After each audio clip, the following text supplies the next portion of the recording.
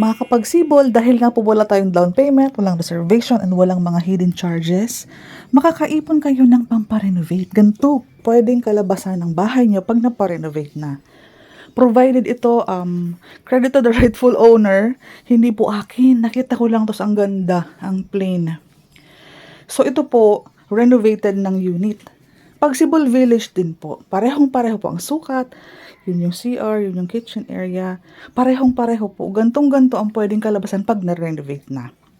Ang ganda ng mga pailaw, cove light, drop ceiling, ayan po. So ito po ang ating model house. Open tayo for Naik, Cavite, Santa Maria Catmon, sa Bulacan po yun, Teresa Rizal naman po sa Rizal. Para-pareho po ang house features, turnover unit, sukat ng lupa, location lang po nagkakaiba, and the price. Ito po yung car park. Isang car park sa'yo, isang car park sa kapitbahay. Sa isang buong building, dalawa lang kayo, isa lang katabi mo. So, ang turnover unit natin, semi-complete na po. May pintura, sliding windows, naka smooth cement finish. Okay na po ang ceiling, may heat insulator. Ayan po, oh. Malaki ang CR, malaki ang living room, maaliwalas po. Madaming bintana kasi. Malaki po ang sukat ng ating toilet and bath. Ayan po, oh. Ito shower, tapos po yung ano. Kasama po lahat ng fixtures. Ayan po. Dahil 54 square meters tayo, meron tayong provision for 2 car park. Pero kung mapapansin mo po, pag napuntahan mo yung office at bahay natin, makikita mo po na naging dining area ang aming excess lot.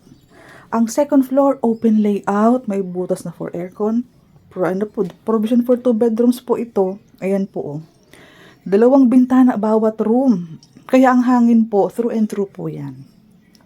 Ganyan kalayo sa next na bahay. Kasi carport mo, carport niya, then bahay niya. Ayan po siya.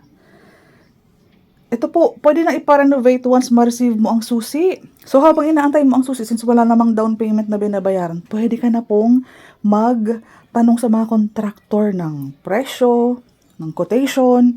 Pwede ka nang mamili ng design, inspiration ng color combination. Ganyan po siya.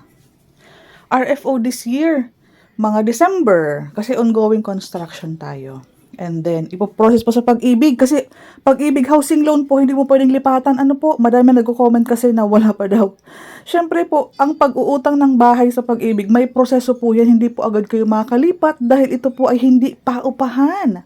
Housing loan po ito.